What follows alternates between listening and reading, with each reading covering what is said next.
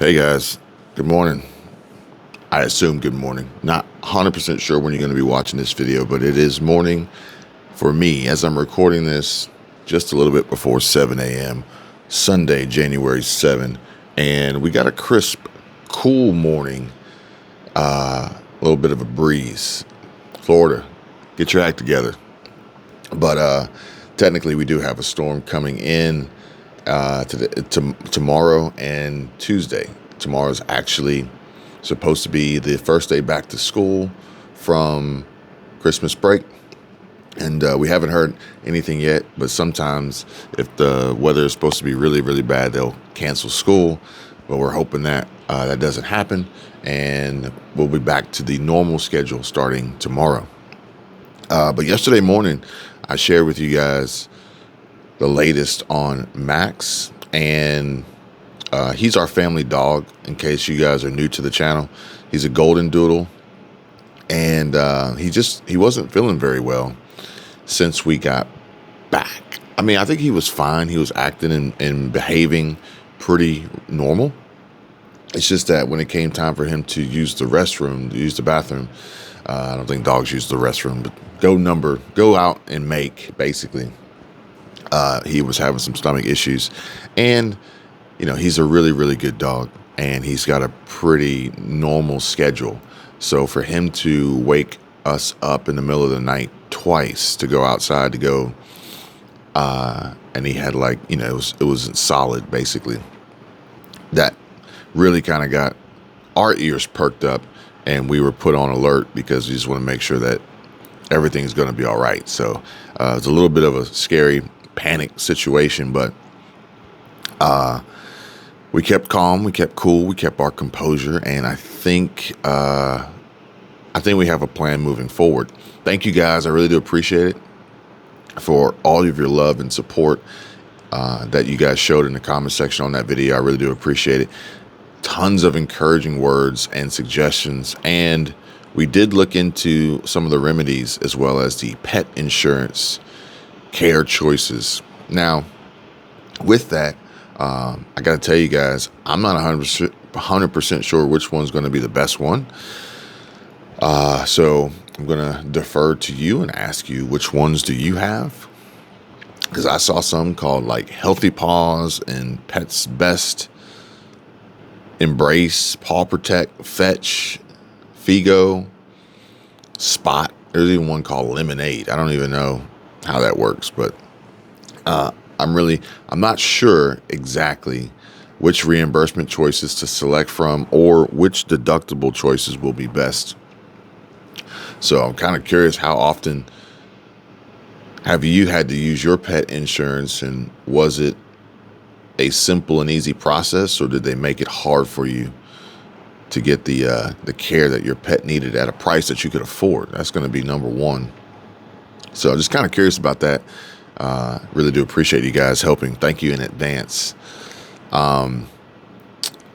Interestingly enough, there was a hospitalization that happened to start the year, January 1. And it's a little scary because we didn't know about it until 3 days later. And I came across this yesterday, so that was actually the 6th. But we didn't know about it until the 4th, really. And it speaks volumes because apparently the Pentagon did not inform President Biden or the White House for days about the U.S. Secretary of Defense, Lloyd Austin's hospitalization. And it took 3 days, in fact, for them to tell anybody. And he was hospitalized on January 1, okay? And they didn't send any communication to the White House until January 4th. This speaks volumes for national security and our DOD, Department of Defense. Mainly because January 1 or December 31, midnight 31, early morning, January 1, New Year's Day, 2024, I felt like that was a pretty high alert situation based on the warnings and announcements and alerts that we were given by various agencies, the DOD, the FBI, the CIA, Homeland Security, everybody. However, there's no standard protocol for when to announce a defense secretary's hospitalization or temporary inability to do the job. So I guess it's a good thing that we weren't at war, right? Man, or are we at war right now? Are we at war right now? The war conversation and talk would be similar to a recession. No one wanted to admit to a recession, and you'll never know that you were in a recession or you until you come out of the recession. So it's like, are we playing the same word games when it comes to war? I was actually telling Michelle yesterday, the problem that we have right now is nobody is willing to step up to the plate and be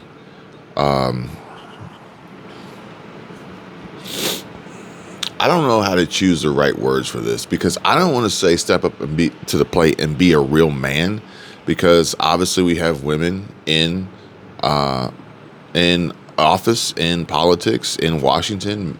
So it's just about character. It's about guts, okay?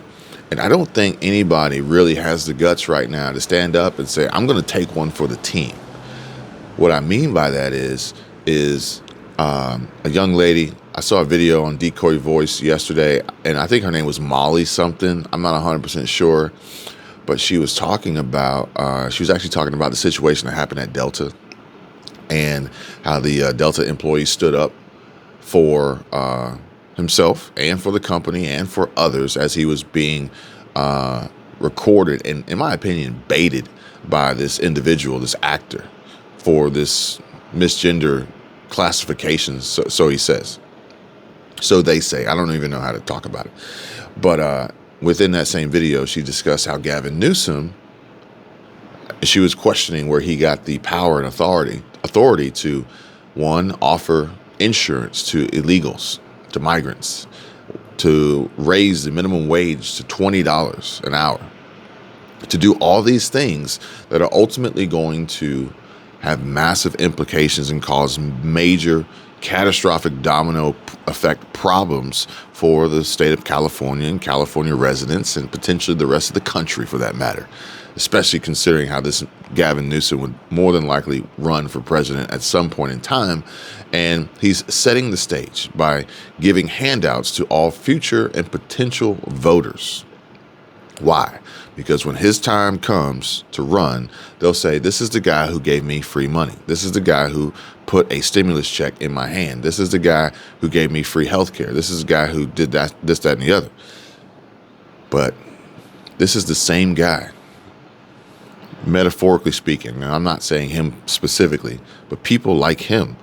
These are the same people who are destroying this country because they don't have the guts to stand up to people, society, economists, mainstream media, legacy media, this, that, and the other, and say, no, I'm not giving you free health care. No, I'm not inviting you into this country illegally. No, I'm not going to raise the minimum wage, because all that's going to do is increase prices across the board all over and have negative impacts for everybody overall. Instead of introducing, again, this demand destruction, basically having the balls to say no, being a true leader, not being a cruel and just villain, but realizing that, say, look, guys, look, I can raise your minimum wage at McDonald's to $20 an hour. McDonald's is then going to respond by laying off some of you.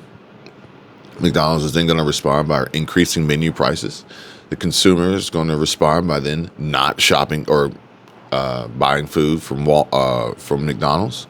And then some stores may close. Some restaurants may close. There may be less new restaurants being built. And ultimately, it will have a negative impact down the road. But here's the problem. As those negative impacts present themselves down the road, people like him, and I'm not just saying him, I'm not just saying Democrats, I'm not just saying these progressive liberals, I'm just saying people who are afraid to step up to the plate and have guts to tell people no. What'll happen is down the road when McDonald's says, yeah, we're moving out of California because we can't operate here, we can't be profitable here, then you know what they'll do? Oh, well, here's some money, McDonald's. Here's a tax incentive, McDonald's. Here's more fuel for the fire. Everything continues to go up in price, and we continue around and around this circle, and nothing ever really gets resolved. Whereas if someone were to have the balls, for lack of better words, again, I said there are women and female in these roles, which granted, as we move forward, women and female will have balls. We just have to know that that's true. They could just rip the Band-Aid off and say, no, we're not going to raise minimum wage. And unfortunately, this is not going to be good for everybody. But if we let this virus, for lack of better words, this cancer run its course, then eventually, yes, it will weed out those, the weak, and the strong will survive. Now, this is not me trying to be insensitive in any way, shape, or form. And if you feel as though that you are weak, or you feel as though you would prefer to be strong, and you want to talk about what that looks like and how to get in that position and get better prepared, then by all means, feel free and reach out. But that cycle would then put us into a recession, and then put us into a market crash and decline until we have a true recovery. But the reason why no one wants to do that is because it'll make them look bad, and people won't like them. And eventually down the road, even though everything that they did was actually for the greater good of the entire country and all U.S. citizens, all tax-paying American citizens, they would not get the votes. So, in my opinion, it's all a sham. It's a game, and it's a Ponzi scheme. They're robbing Peter to pay Paul, and at the end of the day, it's not going to be good. It's not going to be good for anybody. I've gotten a little bit off track here, but I just wanted to share that with you guys. Meanwhile, Biden, he blasts Trump as a despicable danger to democracy. And Biden might end up being, in my opinion, quite possibly the next guest on the Shay Shay podcast with Shannon Sharp. And Biden could pull a Cat Williams and put Donald Trump on blast as he sits there on the leather couch or whatever couch that was. Biden, he said that on yesterday. He said, of course, it was, and this is on Politico that I read this. This was on the anniversary of the January 6th insurrection. But Biden tore into his predecessor, deeming Trump despicable and a danger to the nation that he once led. Biden said, whether democracy is still America's sacred cause is the most urgent question of our time. It is what the 2024 election is all about, okay? Now, continuing on from what I was talking about just a few minutes ago, I don't buy it. I don't buy it. And I'm not voting for him. Never have, never will. His idea of democracy is putting Americans at grave risk, in an extreme danger and in harm's way, while laundering money to other countries and fueling these wars and genocide rather than ending them. All the while, his son, Hunter Biden, is literally just, bulletproof. Biden's democracy is a country where there are more illegal migrants on U.S. soil than true patriotic American citizens. Illegal migrants that they want to give badges and put in uniform and make part of the police force, or bring them into our U.S. military and armed forces, because we are low on recruiting numbers. But those illegals, as I mentioned earlier, this is not just in California. This is going to be nationwide. This is Biden's democracy, folks. Those illegals will get health care. They'll get benefits. They'll get cash in their hands. They'll get free meals.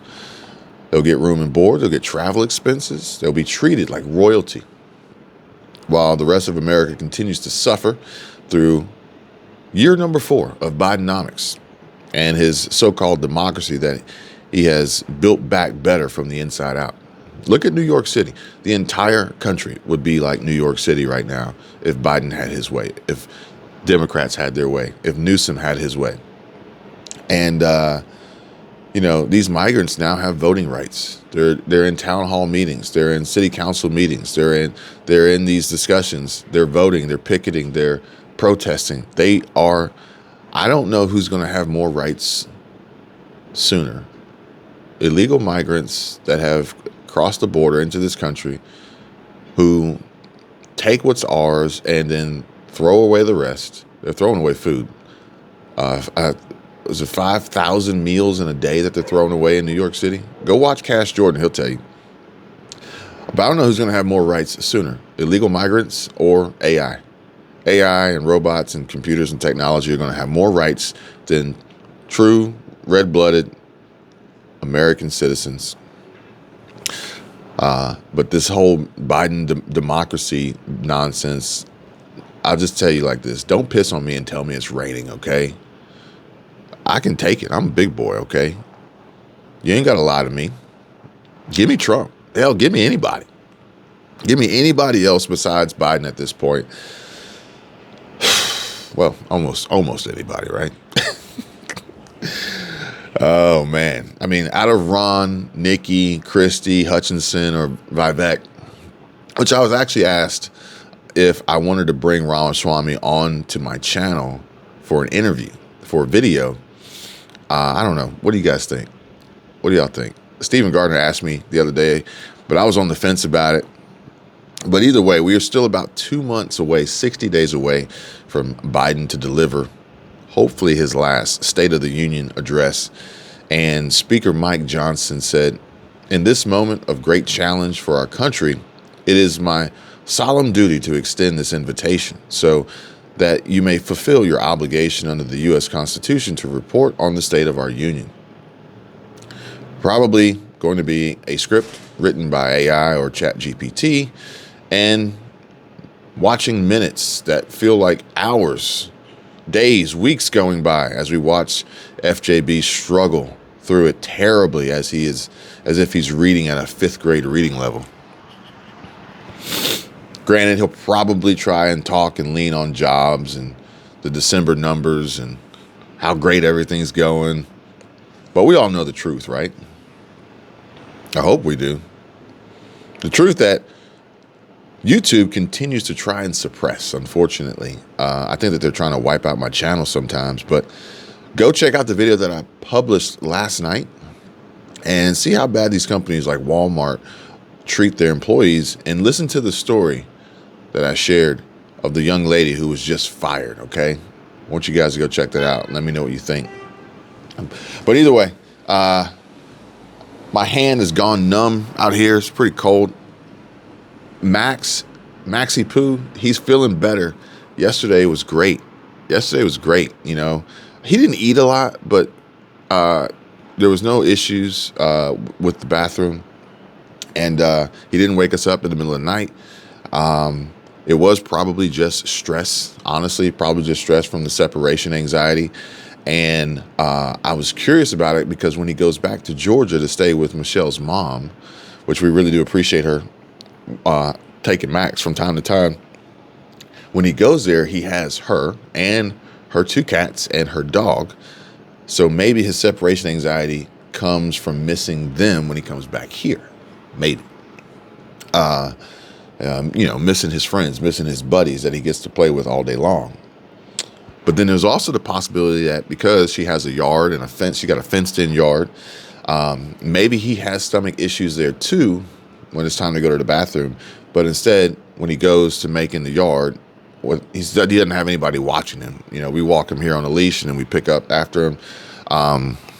So maybe he's having the same issues there from a separation anxiety from missing us, but we don't know it because we're not over him, or nobody's like over him as he's using the bathroom, and we just have, you know, his body's just getting readjusted. But either way, he is good. He is great. Maybe we'll bring him in on another video here soon so you guys can see old Maxi Poo. But either way, we love that guy. We love him, and we're going to keep a close eye on him no matter what. Thank you guys again for watching. Please smash that like button, subscribe to the channel. I appreciate each and every one of you, and I'll see you guys real soon. Take care. Bye.